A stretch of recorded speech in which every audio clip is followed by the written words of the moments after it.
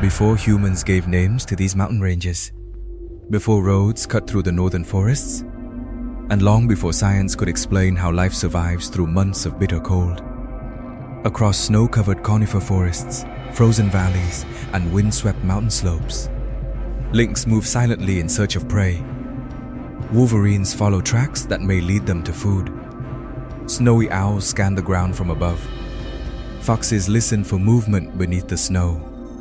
And sometimes, the arrival of another predator at exactly the right moment can change everything. Welcome to the wild kingdom of winter, where every footprint in the snow belongs to a story larger than the hunt itself. If you enjoy wildlife documentaries, please support us with a like and subscribe to the channel. And tell us in the comments which country you are watching from. We would love to know where in the world this story of nature has reached. We wish you and your family good health, peace, and a lasting love for the natural world. Our journey begins now.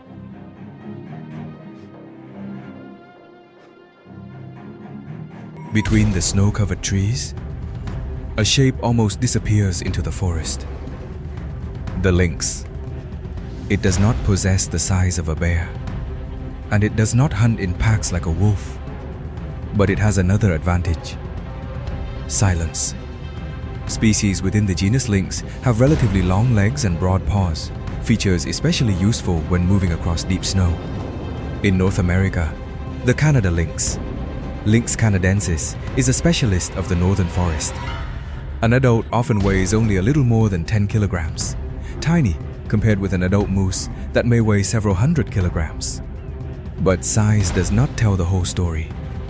Its distinctive black ear tufts, thick winter coat, long legs, and oversized paws help spread its weight across soft snow. And when the forest falls quiet, keen hearing and sharp vision allow it to detect the slightest movement. The Canada lynx depends heavily on one particular prey species, the snowshoe hare. But winter never guarantees that prey will appear at the right moment. And so, a question begins to form. What happens when a predator, built to hunt relatively small prey, comes face to face with an animal dozens of times its own size? The answer lies deeper in the forest. The range of the Canada lynx stretches across much of Canada and Alaska, closely associated with the vast boreal forest. On a human map, we see borders. Wildlife does not. For animals, the world is divided by very different things: food, shelter, snow depth, and distance from danger. Sharing this landscape is the wolverine, gulo gulo, a powerful member of the weasel family, equipped with a robust body, relatively large feet, and the endurance to travel across vast areas in search of food. Above the forest move birds of prey. Foxes patrol the ground. Small rodents tunnel beneath the snow. And towering above them in sheer size is the moose, Ausis ausis. The moose is the largest member of the deer family. Its long legs help it move through snow and wetlands, while its enormous body makes a healthy adult an extremely dangerous target for most solitary predators. Yet winter connects all of them. As the snow deepens, food becomes harder to reach. Prey changes its routes.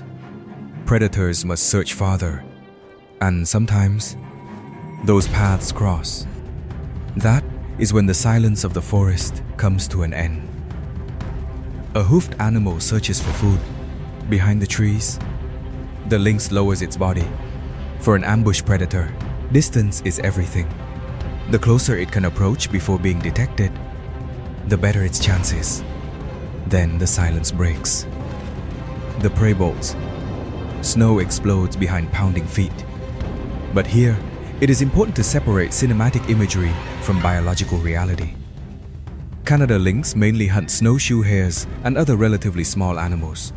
A lone lynx repeatedly chasing and killing a healthy adult moose, as shown in highly dramatic footage, would not be considered typical hunting behavior. And that difference reveals one of the most important laws of predation. In nature, hunting is an energy equation. The larger the prey, the greater the potential reward, but the danger rises with it.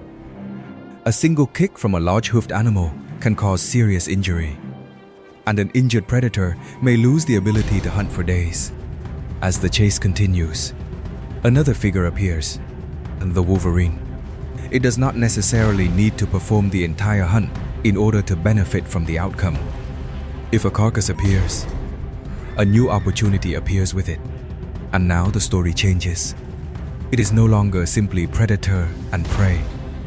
A third player has entered the scene. The Wolverine carries a reputation far greater than its size. Its scientific name is Gulo Gulo, and it belongs to the family Mustelidae, the weasel family. A compact, muscular body, powerful jaws, and the ability to travel long distances make it a highly adaptable forager in cold environments.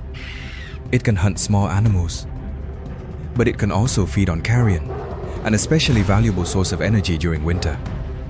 This is where two very different strategies meet. The lynx depends heavily on detecting, approaching, and capturing live prey. The Wolverine can combine hunting with scavenging and opportunistic feeding. But neither species is invincible. The lynx has speed and stealth, but a long chase burns valuable energy.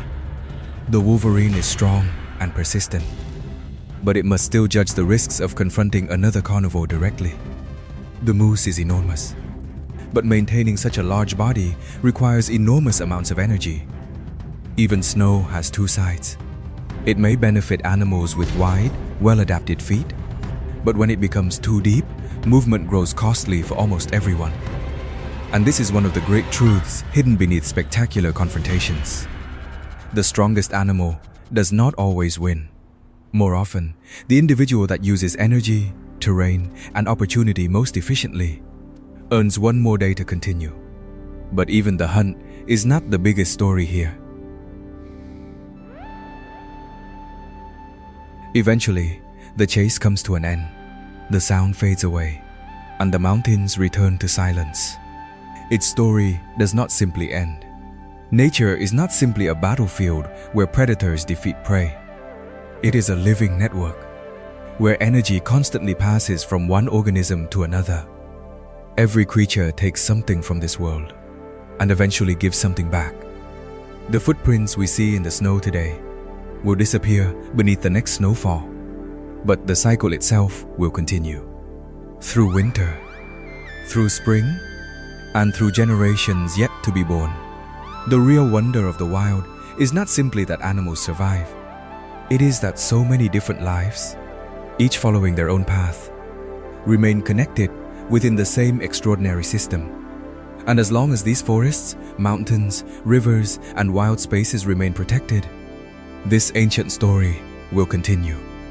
Not because humans are there to tell it, but because nature is still free to write the next chapter through life itself.